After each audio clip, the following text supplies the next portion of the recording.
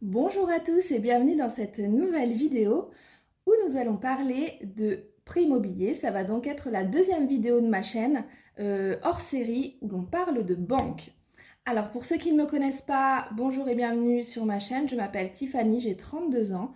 Je suis maman au foyer, je suis maman de 2 enfants et ici sur cette chaîne, je partage avec vous ma méthode de gestion budgétaire, notamment avec les enveloppes budgétaires. Je partage également des astuces et des bons plans pour pouvoir économiser au quotidien. Et puis à part ça, avant d'être maman au foyer, j'ai été conseiller clientèle en banque pendant plusieurs années. Et donc, ça m'arrive parfois de parler un peu de banque et de donner des conseils bancaires. Voilà. Je fais tout de suite un disclaimer, donc un avertissement pour les puristes du monde de la finance ou les puristes linguistiques. Oui, parfois je vais utiliser le mot banquière au lieu d'utiliser le mot conseiller clientèle en banque ou conseiller bancaire. Je sais très bien que je n'ai pas été banquière, je sais très bien que mon métier était conseiller clientèle et que ce n'est pas la même chose. Simplement, le mot banquier, banquière est rentré dans le langage courant pour parler, pour désigner son conseiller clientèle. La majorité des gens utilisent ce mot-là, il est reconnu par tous et c'est pour simplifier et vulgariser ce que j'explique. Donc ceux qui sont absolument choqués par le fait que j'utilise le mot banquière quand je parle de mon métier, eh bien vous pouvez tout de suite quitter la vidéo parce que ce n'est pas la peine de venir en commentaire déverser votre haine et me laisser des commentaires très agressifs. Ils ne seront pas publiés, ils seront supprimés d'office et vous serez banni de la chaîne. Donc ne vous donnez pas ce mal-là et quittez tout de suite la vidéo, ce sera plus simple pour tout le monde.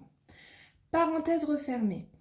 Alors ici on va donc parler de prêt immobilier et notamment de mon prêt immobilier, enfin notre prêt à moi et à mon mari. Donc je vais vous expliquer, nous venons juste d'acheter une maison.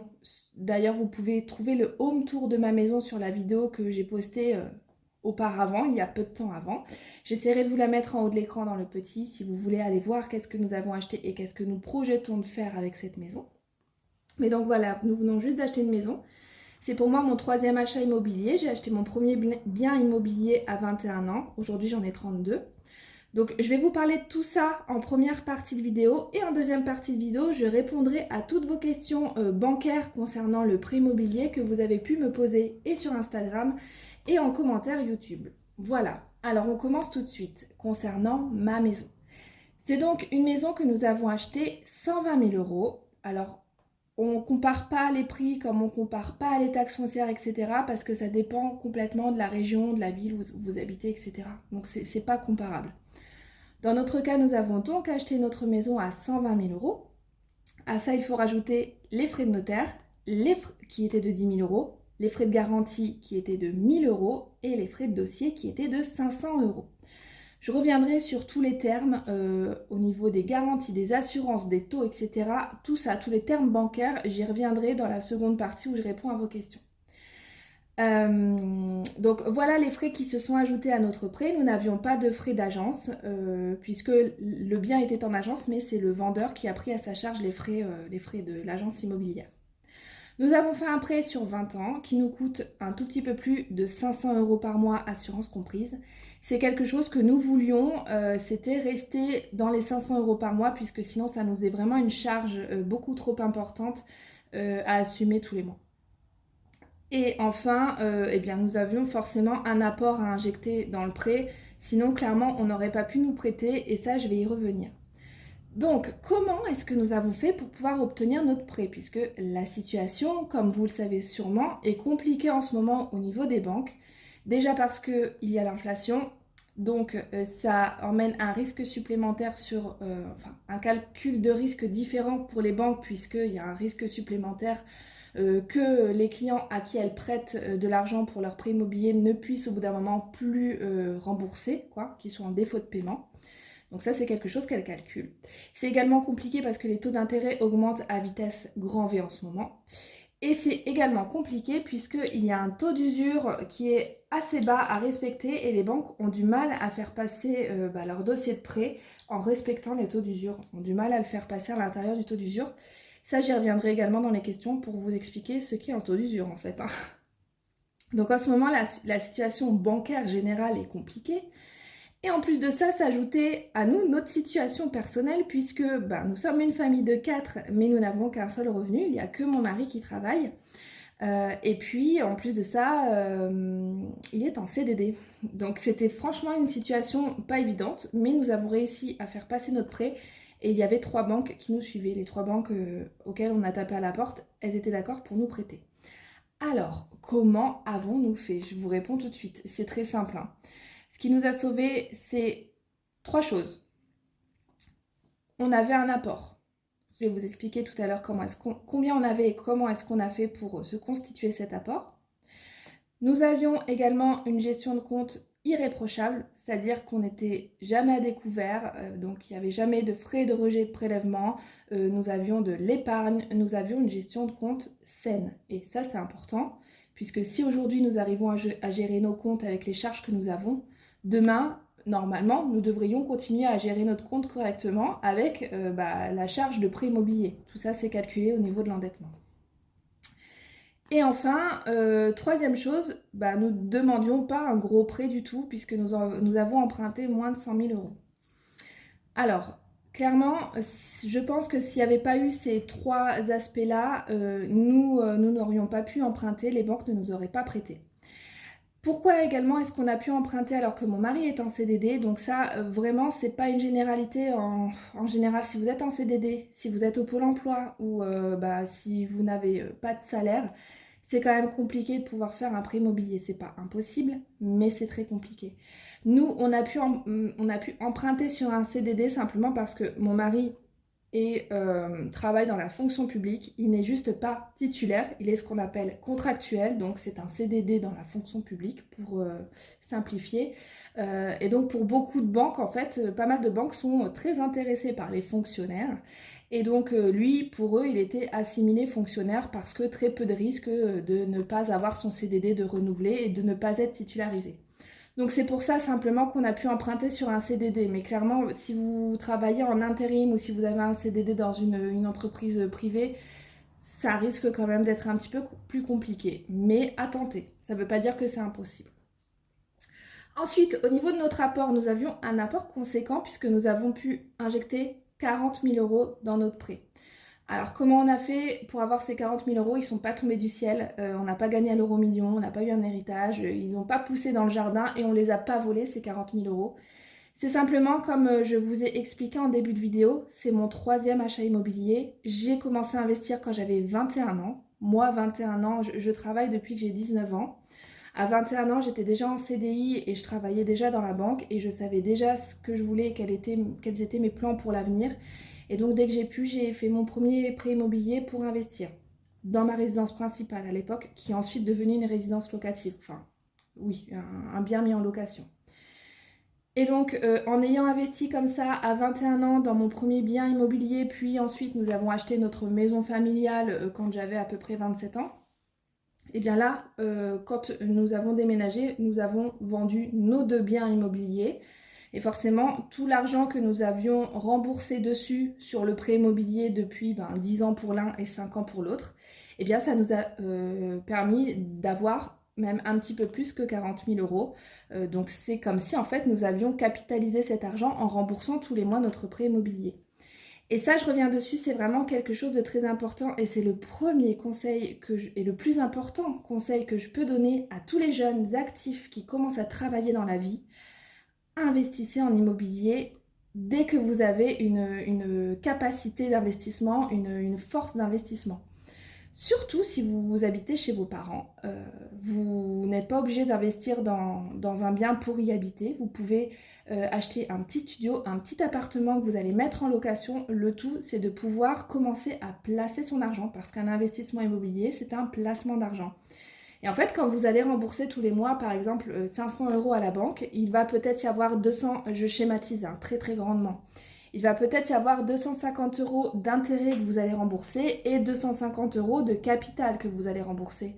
Et en fait, en gros, c'est comme si vous mettiez tous les mois ces 250 euros de côté. Alors bien sûr, vous n'allez pas vous retrouver à la fin avec ces 250 euros en entier parce que quand vous êtes propriétaire, eh bien, il y a des charges. Si c'est un appartement, il va y avoir des charges de copropriété, ce genre de choses. Il y a l'entretien comme pour une maison, il va y avoir la taxe foncière, tout ça. Mais ça reste quand même, au final, sur ces 250 euros, il va quand même vous rester une certaine somme hein, pour vous. Et donc c'est comme si vous mettiez ça tous les mois de côté et pendant le nombre d'années où vous allez garder votre bien immobilier. Et donc nous, voilà, à la fin de ces 10 ans, en vendant nos deux biens, on a réussi à avoir un petit peu plus que 40 000 euros. Donc voilà comment est-ce qu'on a fait pour obtenir notre prêt immobilier. Et pour tout vous dire, le bien que nous avions acheté précédemment, donc notre maison, notre résidence principale et familiale, c'était donc il y a 5 ans. Notre dossier avait été beaucoup plus difficile à faire accepter par les banques alors que nous avions une situation plus stable. Pourquoi ? Nous étions tous les deux en CDI, nous avions des revenus beaucoup plus importants que ce qu'on a aujourd'hui. Nous n'avions pas d'enfants, donc vraiment on avait un taux d'endettement largement correct, etc. Nous avions aussi de l'apport pour payer les frais notaires, etc. Mais par contre, ça avait été difficile parce que nous avions un bien locatif. Donc mon premier achat immobilier que j'avais fait, je l'avais passé en location quand j'ai quitté mon appartement. Et donc ce bien locatif m'a posé problème pour pouvoir obtenir mon prêt immobilier puisque qui dit bien locatif dit une charge locative. Donc vous allez devoir payer votre prêt immobilier pour le bien en location. Et de l'autre côté, vous allez recevoir les loyers pour le bien mis en location. Sauf que les banques ne font pas toutes le même calcul. Certaines vont prendre votre charge de prêt immobilier locatif en entier dans votre colonne des charges et le loyer que vous recevez dans la colonne des revenus. Et là, une charge de prêt immobilier comme ça mise dans les charges fixes, ça vous fait exploser le taux d'endettement. Il y a d'autres banques qui ont d'autres méthodes de calcul et qui sont bien plus avantageuses pour les investisseurs comme nous. C'est qu'elles vont prendre la charge de prêt immobilier. Alors, elles vont plutôt à l'inverse. Elles vont prendre le loyer que vous recevez. Elles vont déduire la charge de prêt immobilier locative. Et le reliquat qu'il reste, eh bien, elles vont, si c'est en plus, elles vont l'ajouter à vos revenus. Si c'est en moins, elles vont l'ajouter à vos charges. Et ça, c'est déjà beaucoup plus cohérent par rapport à ce que vous payez réellement tous les mois. Et puis, ça avantage largement votre taux d'endettement. Donc voilà pourquoi est-ce que notre deuxième prêt immobilier, ça avait été beaucoup plus compliqué de l'avoir à cause de ce calcul tout bête, quoi. Et ça, ça peut servir à certains d'entre vous qui souhaitent investir dans du locatif ou qui ont déjà un bien locatif et qui souhaitent continuer à faire des prêts immobiliers pour d'autres projets. Voilà, alors, je vais passer maintenant à la partie réponse à vos questions sur les prêts IMO. Donc déjà, je vais vous expliquer un petit peu qu'est-ce que c'est tous ces frais, qu'est-ce que je viens de vous expliquer. Je vous ai dit que nous avions acheté notre maison 120 000 euros, plus des frais de notaire, plus des frais de garantie, plus des frais de dossier, et que nous n'avions pas eu de frais d'agence. Alors, les frais de notaire, c'est un pourcentage qui est à peu près de 8% du prix d'achat de votre maison. Quand vous allez acheter, par exemple, une maison à 100 000 euros, eh bien, il va y avoir à peu près 8 000 euros à rajouter que vous allez donner au notaire.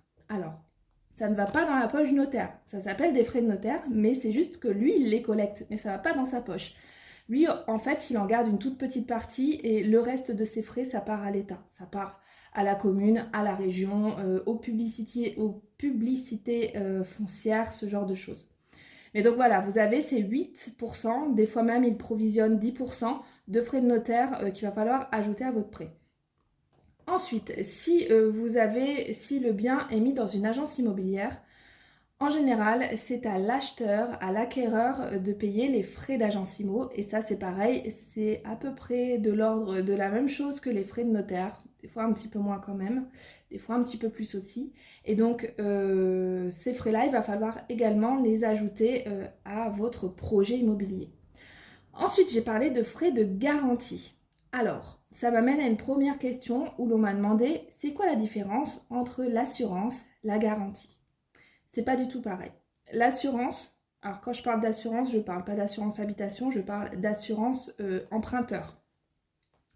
L'assurance emprunteur, c'est ce que vous allez payer en même temps que votre mensualité tous les mois quand vous remboursez votre prêt, et c'est si jamais il vous arrive quelque chose, donc soit un décès, je généralise hein, parce qu'en fait chaque contrat est différent, mais en général les contrats sont faits comme ça. S'il y a un décès, s'il y a une perte totale et irréversible d'autonomie, donc si vous avez un gros accident en gros et que vous ne pouvez plus travailler.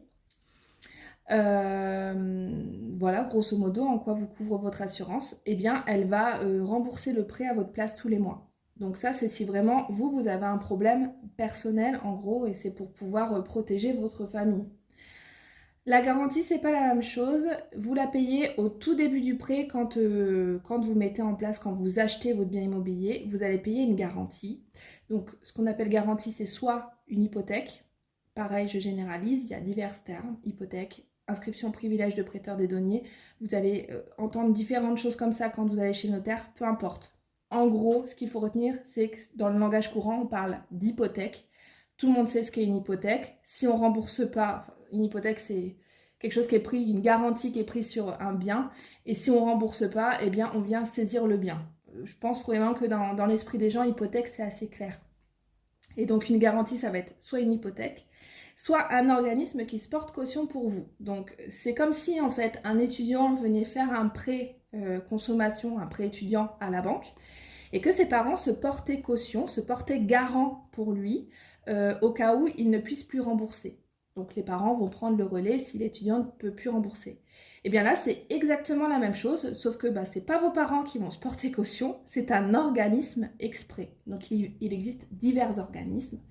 Mais donc vous allez lui verser une somme au tout début du prêt quand vous allez commencer, quand vous allez mettre en place votre prêt.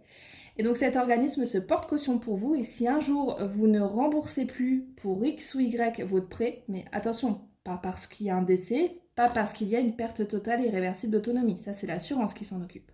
Si vous ne remboursez plus votre prêt parce que vous êtes simplement en défaut de paiement, parce que vous avez des soucis d'argent et que vous n'avez plus assez d'argent pour rembourser votre prêt, eh bien c'est l'organisme qui va prendre en charge le prêt et le rembourser à votre place. En gros, voilà. Donc, en fait, à chaque fois, la banque prend forcément une garantie sur votre prêt et c'est soit l'un, soit l'autre, soit l'organisme, soit l'hypothèque. Nous, dans notre cas, d'ailleurs, c'est une hypothèque, donc une inscription privilégiée de prêteur des deniers. Et voilà, en ce qui concerne les garanties, j'espère que c'est clair, ça, cette partie-là, parce que je sais que beaucoup de personnes ont du mal à différencier les deux. Et ensuite, les frais de dossier, ça c'est la banque qui prend des frais quand elle met en place votre prêt immobilier, eh bien elle prend des frais. Nous on a eu 500 € de frais de dossier, il y en a certaines banques qui prennent 0, d'autres qui prennent 200, d'autres qui prennent 1000. Vraiment ça c'est la banque qui décide un petit peu, et surtout ça c'est négociable en fait. Quand vous mettez en place votre prêt, c'est une chose que vous pouvez négocier, les frais de dossier, donc essayez de les faire baisser au passage, pourquoi pas, c'est toujours ça de prix. Alors, qu'est-ce qu'on m'a posé comme question? On m'a demandé comment est-ce qu'on fait pour emprunter avec des enfants, notamment 2 enfants. Bon, ça tombe bien, c'est ma situation, mais peu importe le nombre d'enfants que vous avez. Alors, là, ça va rien changer en soi, que vous ayez des enfants ou pas pour emprunter. Par contre, au niveau du calcul de l'endettement de la banque, ça va changer, puisqu'elle va prendre en compte, elle va calculer en fait quels sont vos revenus, quel serait votre reste à vivre une fois que l'on enlève la charge du prêt immobilier ainsi que les charges des autres prêts que vous avez en cours. Et donc ce reste à vivre, il va falloir que ça couvre les dépenses du foyer. Et donc c'est là où ça va être important, le nombre d'enfants que vous avez, puisque si vous êtes une personne célibataire ou si vous êtes une famille de 6, forcément votre reste à vivre ne va pas être le même. S'il vous reste 500 € pour faire votre mois et que vous êtes une personne célibataire, ça va le faire. Par contre, s'il vous reste 500 € par mois et que vous êtes une famille de 6, ça va déjà être un petit peu plus compliqué au niveau de l'endettement de la banque. Donc c'est là-dessus que va jouer le nombre d'enfants que vous avez, mais en tout cas c'est tout à fait possible d'emprunter avec des enfants, ce n'est pas un problème. On m'a demandé également, est-ce que la banque prend en compte la CAF? Alors, elle ne va pas prendre en compte la CAF dans votre calcul de revenus, parce qu'en fait, vous n'allez pas avoir la CAF pendant 20 ans, et puis surtout, c'est pas un revenu, c'est une allocation, c'est une aide. Mais par contre, ça va appuyer le dossier, puisque c'est quand même une ressource qui arrive en plus tous les mois sur un certain temps, et des fois, ça peut aider un petit peu le dossier par rapport à votre reste à vivre aujourd'hui. Et puis, une fois que vous aurez plus la CAF, c'est peut-être probable que vous travaillez ou vous fassiez autre chose et qu'il y ait d'autres revenus qui arrivent. Donc, elle va le prendre en compte dans son dossier, mais ça ne va pas entrer dans le calcul de l'endettement. Et d'ailleurs, en parlant du calcul de l'endettement, qu'est-ce que c'est ce taux d'endettement? Alors, en général, le taux d'endettement, c'est simplement la banque qui va calculer à quelle hauteur, quel pourcentage vous êtes endetté avec le prêt qu'elle va vous faire, plus les autres prêts que vous avez en cours. Dans un calcul d'endettement, on ne prend que les prêts en compte. On ne va pas prendre vos charges fixes, votre téléphone, etc., etc. Non, on prend que les prêts. Et puis le loyer aussi, si jamais vous allez avoir un prêt plus un loyer. Par exemple, dans le cadre d'une construction ou dans le cadre du locatif. Voilà, ça peut arriver. On va prendre aussi le loyer qui est en cours. Et donc, en général, un calcul d'endettement, la banque va vouloir que le dossier, que l'endettement de ses clients reste dans les 33%. Ça veut dire que ces charges de prêt et de loyer déduites ne doivent pas dépasser 33% de vos revenus. En gros, c'est ça que ça veut dire. C'est une règle assez commune dans le milieu bancaire. Après, c'est au cas par cas. 33% sur un revenu de 1 000 €, c'est énorme. Par contre, 33% sur un revenu de 10 000 €, on a encore une petite marge. Mais voilà, grosso modo, vous allez entendre parler souvent de ce taux d'endettement à 33%. C'est ça que ça signifie et c'est comme ça qu'il se calcule. Ensuite, on m'a demandé quelle était la différence entre taux d'intérêt, taux d'usure, TEG.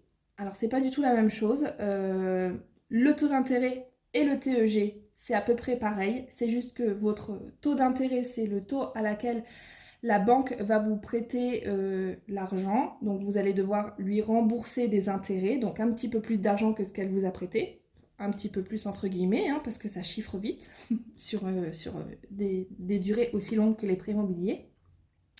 Et donc ça, c'est le taux d'intérêt qu'on appelle taux d'intérêt nominal. Ensuite, il y a le TEG ou TAEG, taux d'intérêt annuel effectif global. Donc celui-ci, c'est la même chose que le taux nominal, sauf que l'on va y rajouter dans le calcul les frais annexes. Donc l'assurance, la garantie, je vous parlais au début tout à l'heure, la garantie, donc souvenez-vous l'hypothèque ou l'organisme de caution, et puis les frais de dossier. Donc en fait, le TEG, c'est celui-ci qu'il va falloir comparer quand vous faites des simulations de prêt immobilier, puisque c'est celui-ci qui prend en compte tous les frais annexes autour de votre prêt et pas seulement le taux d'intérêt.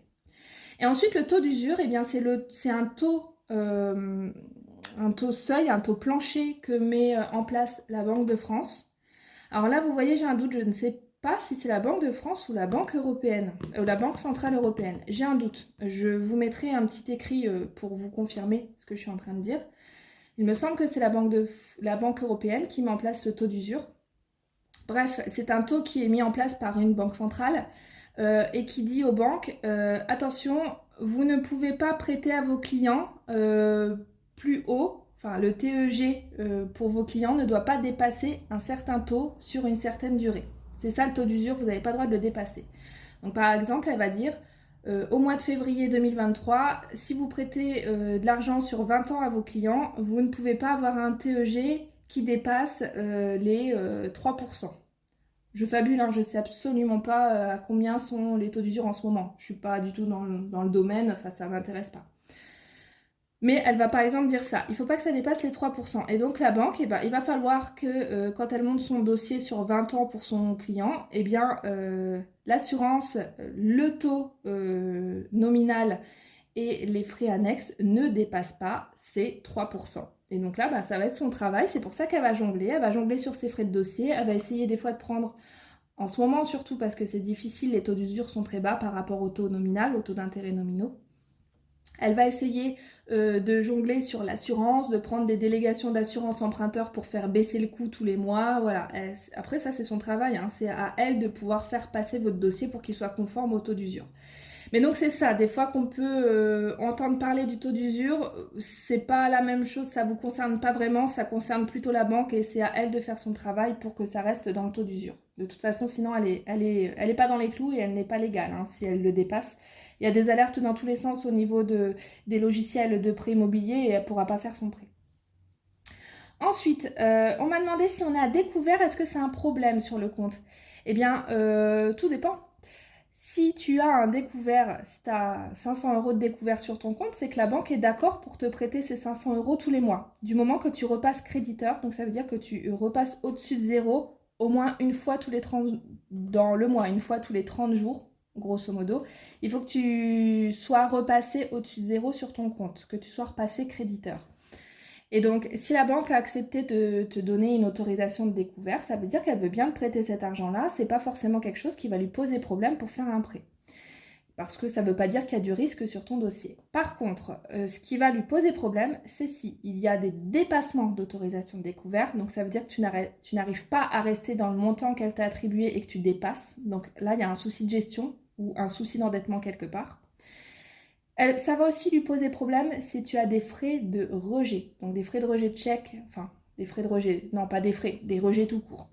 Si tu as des rejets de chèques, des rejets de prélèvements, ce genre de choses, là également ça veut dire qu'il y a des soucis de gestion au niveau du compte et donc c'est des alertes pour la banque et ça va être très compliqué de faire passer un prêt sur un dossier comme ça.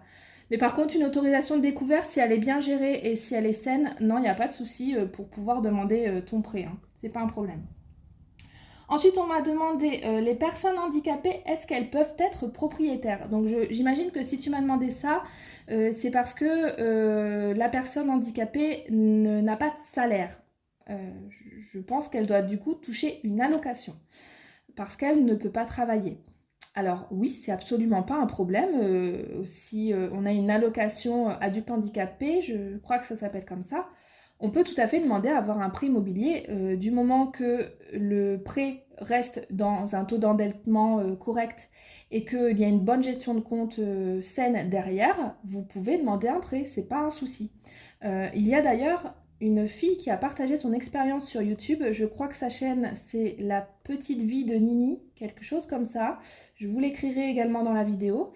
Et donc, elle avait une allocation adulte handicapé et elle a pu faire son prêt immobilier pour acheter sa maison sans problème. Par contre, si vous allez la voir, vous verrez bien que elle a pas demandé un prêt énormissime. Voilà, c'est une petite maison avec un petit prêt qu'elle a fait.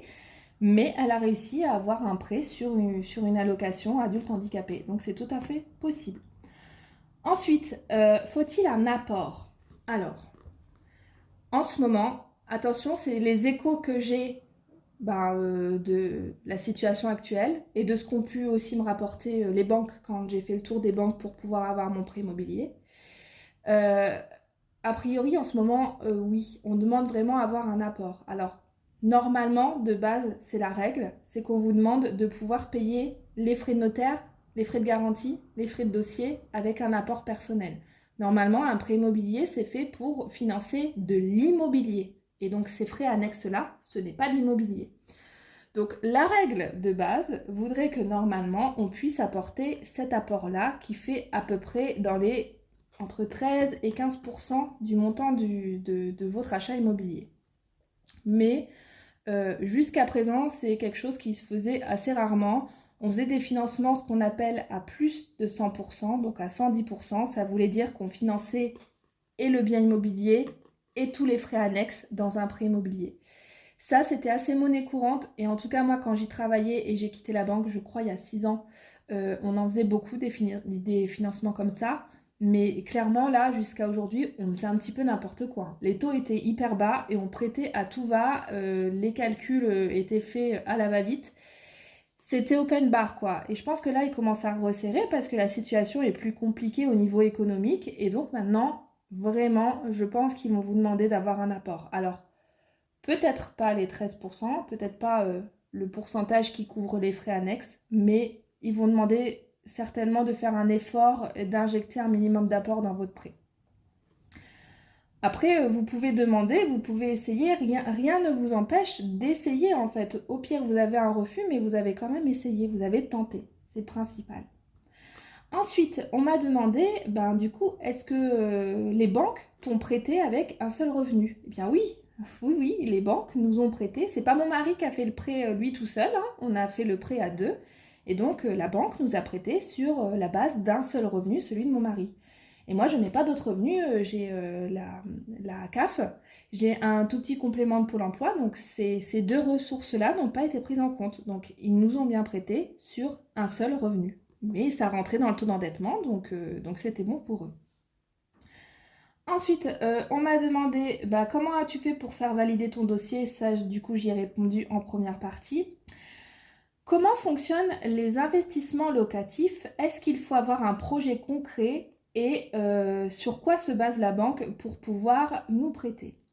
Alors, investissement locatif, j'en ai pas fait énormément dans ma vie de conseiller clientèle, donc je ne suis pas une experte en la matière. Mais en gros, ça va se passer comme un prêt immobilier classique. On va prendre vos revenus, vos charges et on va faire un calcul d'endettement. Maintenant, est-ce qu'il faut avoir un projet concret? Eh bien, comme pour un projet immobilier classique, vous pouvez, il y a plusieurs façons de prendre les choses. Soit vous allez d'abord à la banque, vous demandez quelle enveloppe immobilière elle peut vous prêter par rapport à votre situation et ensuite, une fois que vous avez ce montant-là, vous commencez à faire vos recherches. Ou soit vous commencez déjà à faire vos recherches et ensuite vous allez à la banque et vous lui dites j'ai trouvé ça à tel prix, est-ce que vous me prêtez? Moi, je trouve que c'est la deuxième situation est un petit peu risqué puisque si vous étiez complètement en dehors des clous au niveau de l'endettement et tout ça, eh bien vous risquez d'être très déçu parce que la banque va vous dire bah non, non, non, là je peux pas vous prêter. Donc moi il me semble plus logique peut-être d'aller d'abord à la banque si on n'est pas capable d'évaluer soi-même son endettement, etc. et une charge de prêt. Je pense qu'il est peut-être préférable d'aller d'abord à la banque, demander combien elle peut vous prêter, etc. et ensuite commencer à faire vos recherches. Donc ça fonctionne pour un prêt immobilier résidence principale comme pour du locatif. Alors, est-ce qu'il faut un projet concret? Du coup, ben non, pas forcément. On peut faire du locatif avec de l'ancien, clé en main, avec de l'ancien à rénover, avec de la construction. On peut faire du locatif en nom propre ou on peut faire du locatif avec une SCI, donc une société civile immobilière, de façon à ce que les différentes personnes à l'intérieur de la SCI aient des parts en fait sur l'investissement locatif. Il y a plusieurs solutions vraiment, mais je pense que peut-être si tu es au tout début de ton projet, va voir la banque et demande-lui qu'elle t'explique exactement comment ça fonctionne et avec ta situation, combien est-ce qu'elle pourrait vous prêter. Et puis voilà, sur quoi la banque se base pour vous prêter. Exactement la même chose que pour un prêt classique sur les revenus et sur les charges actuelles et potentiellement futures. Ensuite, alors, faut-il regarder que le taux? Ah oui, alors je pense que ça voulait dire, est-ce qu'il n'y a que le taux qui est important quand on fait un prêt, je pense, ou une simulation de prêt? Eh bien, comme je vous disais tout à l'heure, il va y avoir les frais de garantie en plus. Donc, je vous parlais du TEG qui regroupe et le taux d'intérêt et les frais annexes. C'est ce TEG qu'il va falloir regarder. Et donc, en gros, si vous voulez décomposer, il va falloir que vous regardiez effectivement votre taux d'intérêt, mais également les frais de garantie qu'on va vous prendre. Alors, si c'est une hypothèque, si ce sont des frais hypothécaires, ça va être à peu près les mêmes pour toutes les banques. Par contre, si c'est un organisme de caution, là, ça peut vraiment varier du kit au double. Donc, il faut quand même regarder ça. Et ensuite, eh bien, il faut regarder les frais de dossier et puis l'assurance emprunteur. Donc, sachant que l'assurance emprunteur, vous pouvez faire une délégation, hein. Et si vous ne délégation, ça veut dire que vous ne prenez pas l'assurance dans votre banque, vous la prenez à l'extérieur. C'est un assureur extérieur qui vient assurer votre prêt immobilier. Et donc une délégation d'assurance, la banque ne peut pas vous le refuser, c'est un droit. Et vous pouvez aussi très bien faire une délégation d'assurance plus tard. Donc vous commencez votre prêt avec l'assurance de la banque et puis vous pouvez décider par la suite de changer d'assurance emprunteur. Donc voilà, qu'est-ce qu'il va falloir regarder. Et puis après, la relation commerciale aussi avec votre banque, ça peut être important de savoir si la banque, vous avez besoin d'aller souvent en agence, est-ce qu'il y a une agence qui est près de chez vous? Combien sont les frais de carte? Je ne sais pas, est-ce qu'il y a des avantages par rapport à votre profession? Ce genre de choses, la relation commerciale globale, ça peut aussi être important pour certaines personnes. Ensuite, est-ce qu'il faut être marié pour pouvoir emprunter? Alors c'est une très bonne question et c'est quelque chose qu'on m'a souvent demandé quand je travaillais en banque. Alors non, pas forcément. Vous avez la situation que vous avez quand vous faites un prêt. N'importe qui peut emprunter avec n'importe qui, en gros. Par contre, pour les personnes qui ne sont pas mariées, j'inclus dedans les personnes qui sont pacsées. Les personnes qui sont pacsées ne sont pas mariées. Quand vous faites un prêt immobilier, ça veut dire qu'en cas de décès de l'un des deux co-emprunteurs, la partie, enfin du coup la moitié du bien, donc la partie de la personne qui est décédée, n'ira pas aux survivants, elle ira à ses héritiers. Et même si vous êtes pacsé, ça ne change rien. Le Pacs ne change rien. La seule chose que change le Pacs, c'est que si vous faites un testament, vous n'avez pas de frais de succession à payer, comme dans le cadre d'un mariage. Mais c'est pas parce que vous êtes pacsé que d'office, cette partie-là, la partie en indivision, la partie de la personne qui sera décédée, ira au deuxième co-emprunteur. Ça, non. Donc, est-ce que c'est important d'être marié quand on emprunte? On va dire que quand vous êtes marié, au moins vous êtes tranquille, vous n'avez pas à gérer ce genre de choses. Sauf si vous avez un contrat de mariage. Mais ça, j'imagine que si vous avez un contrat de mariage, c'est vous qui l'avez mis en place au moment de votre mariage, donc vous êtes bien au courant de tout ça, j'ai rien à vous apprendre. Mais voilà, si vous êtes marié sous le régime légal, eh bien, en tout cas, vous n'avez pas à vous occuper de tout ça. Vous savez que s'il arrive quoi que ce soit à votre conjoint ou conjointe, eh bien, le bien, voilà, il y aura une partie qui ira pour vous et puis une partie pour vos enfants si vous avez des enfants en commun, mais vous ne serez pas mis dehors quoi, par les héritiers de la personne. Et donc, si vous n'êtes pas marié, si vous n'êtes pacsé, tant mieux. Si vous n'êtes pas pacsé, ça ne change rien, sauf au niveau des frais de succession. Et donc, là, il faudra vraiment, je vous invite vraiment à faire un testament au cas où il y ait l'un de vous deux qui décède. Et donc, pour faire un testament, soit ça peut être fait chez vous, sur une feuille, et puis il faut bien conserver la feuille. Vous n'êtes pas obligé de passer devant un notaire. Ou si vous voulez que ce soit consigné, que ce soit fait en bonne et due forme avec toutes les mentions qu'il faut et que ce soit surtout consigné de côté et ressorti au moment d'une succession, eh bien vous pouvez passer chez le notaire et tout sera fait dans l'ordre dans les règles, oui, l'ordre des choses, les règles. Voilà. Ensuite, quelle est la différence entre la garantie et l'assurance? J'y ai déjà répondu. On m'a demandé aussi, est-ce que les courtiers sont bien? Et comment est-ce qu'on fait pour négocier les taux et les comparer? Alors, j'ai mon avis personnel sur les courtiers de par mon expérience de conseiller clientèle en banque. On avait plusieurs courtiers ou sociétés de courtage qui nous envoyaient des clients, non pas parce qu'on était les mieux placés sur le marché au niveau du taux, mais parce qu'elles avaient des cadeaux en retour. Il y a des dessous de table, ça il faut le savoir. Je vais peut-être en choquer certains. Mais c'est la vérité, il existe des fois des accords entre les banques et puis les courtiers pour avoir des dessous de table et envoyer des clients aux banques. Donc moi, du coup, en ayant vu ça, j'ai pas vraiment confiance aux courtiers. Mais maintenant, ça ne veut pas dire qu'ils ne peuvent pas vous faire gagner de l'argent. Quelqu'un qui n'a pas le temps de faire le tour des banques et qui passe par un courtier, je pense qu'il peut certainement vous faire économiser un petit peu d'argent. Donc voilà mon avis. Moi personnellement, je ne veux pas passer par un courtier parce que j'ai pas confiance, mais c'est pas forcément une mauvaise chose de passer par un courtier. Et puis surtout, en fait, le travail que fait le courtier, bien je le connais, donc je vais le faire moi-même. Quand j'ai besoin de faire un prêt immobilier, je fais moi-même le tour des banques, le tour des agences et je négocie moi-même mes simulations de prêt pour avoir le meilleur taux. Et le courtier, bon, il va avoir des accords avec les banques, mais bien généralement, il n'arrivera pas à vous avoir vraiment un taux super par rapport à ce que la banque pourrait vous faire si vous négociez correctement avec elle. Donc voilà mon avis, mais je ne vous décourage pas à aller voir un courtier si vous n'avez pas le temps et si vous voulez voilà, juste voir ce qu'il vous propose, allez-y, pourquoi pas.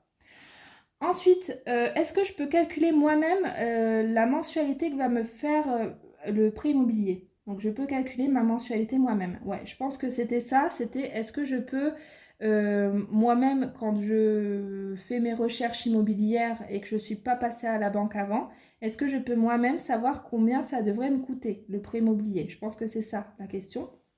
Alors oui, vous pouvez grosso modo calculer. Il va bien falloir par contre que vous preniez en compte pas que le prix de la maison. Donc si vous allez sur le Bon Coin, que vous trouvez une maison qui vous plaît à 100 000 euros, pensez bien qu'il va falloir ajouter les frais de notaire. Et puis les frais d'agence, mais ça c'est noté dans l'annonce, mais les frais de notaire, vous pouvez arrondir à 10% de frais de notaire. Et donc après, cette enveloppe-là, oui, il y a des simulateurs de prêt immobilier en ligne. Vous pouvez aller en ligne et puis faire votre calcul de prêt vous-même, votre simulation de prêt vous-même. Alors, au niveau des taux, etc., ça va être vraiment très très large, mais ça peut vous donner une grossière idée de ce que ça vous ferait payer, si ça vous ferait payer 500 euros ou 700 euros par mois. Ça peut vous permettre d'avoir une première idée. Mais après, le mieux, c'est vraiment de passer d'abord par la banque et puis de demander une simulation pour une enveloppe globale de projet immobilier. Ensuite, on m'a demandé, est-ce que c'est obligé de domicilier les revenus ou est-ce que c'est juste commercial? Ben, c'est commercial. C'est forcément là, elle vous prête, pardon, quand même une somme importante sur une longue durée. Donc déjà, ça va la sécuriser que vous ayez vos revenus qui arrivent dans la banque, sur votre compte à la banque. Et puis ensuite, eh bien forcément, votre salaire qui arrive sur un compte en banque, ça permet à la banque de faire travailler votre argent. Ça, faut le savoir, hein, le moindre euro que vous avez sur votre compte, il est placé. Il est placé pour pouvoir le faire travailler.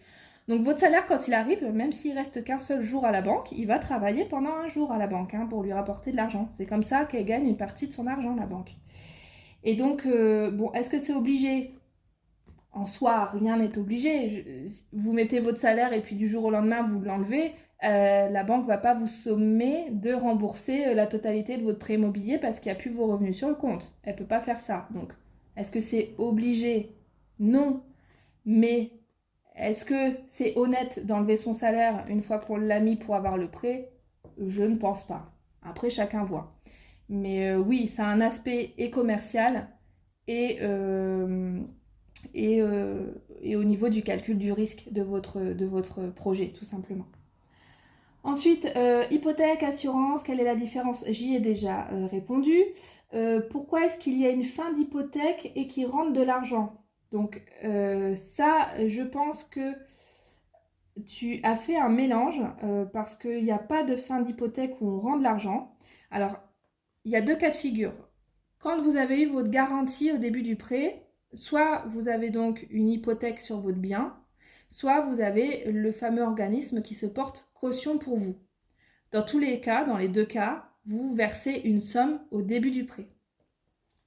Une fois que vous avez terminé votre prêt, donc soit vous êtes arrivé à la fin, soit vous avez remboursé votre prêt par anticipation parce que vous aviez de l'argent ou parce que vous avez vendu votre bien, à ce moment-là, alors, soit si vous avez remboursé avant la fin du prêt, il va falloir faire ce qu'on appelle levée d'hypothèque. Et là, on ne vous rend pas d'argent, c'est vous qui allez verser de l'argent. Vous allez donner de l'argent au notaire puisqu'il va falloir... L'hypothèque, elle était prévue sur 20 ans et vous, finalement, votre prêt, il a duré que 10 ans. Eh bien, il va falloir administrativement enlever l'hypothèque sur la maison pour qu'elle ne continue pas à courir les 10 ans restants sur votre maison qui n'est plus la vôtre, du coup. Donc ça, c'est un premier cas de figure. Par contre, si vous arrivez à la fin du prêt, la levée, elle se fait automatiquement, vous n'avez rien à payer. Le deuxième cas de figure, c'est si vous avez donc un organisme qui s'est porté caution pour vous. Alors là, effectivement, ils ne fonctionnent pas tous de la même façon, mais il y a certains organismes. Une partie de la somme que vous leur avez versée au début, ils vous en rendent un pourcentage à la fin. Donc si par exemple vous leur avez versé 1000 € au début de votre prêt immobilier, quand vous arrivez à la fin, que ce soit à la fin du prêt ou en cours de prêt parce que vous avez fait un remboursement anticipé, eh bien, ils vont peut-être vous reverser 500 € s'ils n'ont pas eu besoin d'intervenir, bien sûr. Donc je pense que c'est peut-être plutôt ça que tu voulais dire. Si c'était au niveau de la levée de l'hypothèque, bon ben voilà, c'est si tu rembourses avant la fin. Et si c'était rendre de l'argent au niveau de l'organisme de caution, eh bien voilà, c'est une fois que le prêt est fini, l'organisme peut te rendre une partie. Mais ça, c'est écrit, vous le savez, au début, quand vous faites votre prêt, c'est écrit dans les conditions générales. D'ailleurs, si vous avez un prêt en cours, vous pouvez aller voir au niveau de vos offres et des conditions générales. Ensuite, pourquoi faut-il lever l'hypothèque? Eh bien, donc c'est ça que je viens d'expliquer. Il faut lever une hypothèque si vous remboursez votre prêt avant la fin qui était prévue. Et enfin, la dernière question, différence entre taux d'endettement et TEG. Bon, bah là, ça n'a rien à voir. Des fois, ça me fait rire, je suis désolée, je me moque pas. Il y a des questions auxquelles j'aurais absolument pas pensé. Un taux d'endettement, c'est qu'on va calculer à combien vous êtes endetté par rapport à vos revenus et à vos charges de prêt et de loyer. Donc ça vous concerne personnellement. Et le TEG, bah, c'est ce que va vous coûter le prêt immobilier. Donc c'est vraiment deux choses différentes qui ne sont pas vraiment comparables. Donc voilà, j'ai fait le tour des questions. C'est étonnant, j'ai pas eu de questions au niveau des constructions. Je vais quand même donner 2-3 informations parce que ça peut intéresser des personnes. Donc là en fait, à chaque fois, tout ce qu'on vient de dire, c'est quand ça concerne un bien que l'on achète qui est clé en main, donc un bien qui est déjà construit. Même si on a des travaux à faire à l'intérieur, il est déjà construit. Par contre, si c'est une construction, c'est complètement différent puisque vous allez acheter votre terrain, vous allez soit signer un contrat de construction avec un constructeur, soit passer par des entreprises et des artisans distincts. Mais peu importe, le temps que votre maison se construise, il va y avoir minimum 1 an. Et en fait, par contre, votre prêt, il va commencer à partir du moment où on va donner le premier euro pour acheter votre terrain. Donc là, c'est différent et c'est pas toujours évident pour les personnes le temps de la construction puisqu'il y a des banques qui font des différés. Ça veut dire que tout le long de votre construction, vous n'allez rien payer sur le prêt. Et il y a des banques qui ne font pas de différé. Donc ça veut dire qu'à partir du moment où elle va débloquer le premier euro pour acheter votre terrain, vous allez commencer à rembourser votre prêt immobilier. Alors vous n'allez pas rembourser la charge en entière, vous allez rembourser le pourcentage de ce que vous avez débloqué. Par exemple, vous avez fait un prêt de 100 000 euros et vous avez débloqué 5 000 euros pour acheter votre terrain. Eh bien, vous allez rembourser juste la partie de mensualité qui court sur les 5 000 euros. Et au fur et à mesure que vous allez débloquer des fonds pour donner au constructeur, eh bien, votre mensualité de prêt va augmenter. Donc ça, c'est quelque chose qui est pris en compte par la banque, mais auquel il faut aussi penser quand on fait une construction, c'est que ça peut nous mettre en difficulté sur l'année de construction, notamment vers la fin où on a quasiment débloqué la totalité du prêt, parce que il va y avoir quand même et votre loyer à payer et votre charge de prêt qui va commencer. Bien souvent, les personnes qui font construire, quand elles peuvent être hébergées, et ça arrive assez régulièrement, hébergées par de la famille, elles le font et ça leur permet de ne pas avoir cette double charge à payer. Voilà, bon bien écoutez, j'ai fait le tour de toute cette vidéo spéciale prêt immobilier.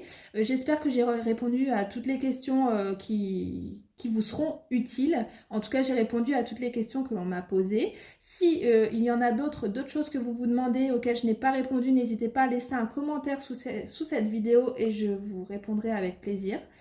J'espère que la vidéo n'a pas été trop longue, je ne vois pas combien on en est, mais je pense que si. En tout cas, je vous remercie d'avoir regardé la vidéo et je vous dis à très bientôt. Bye!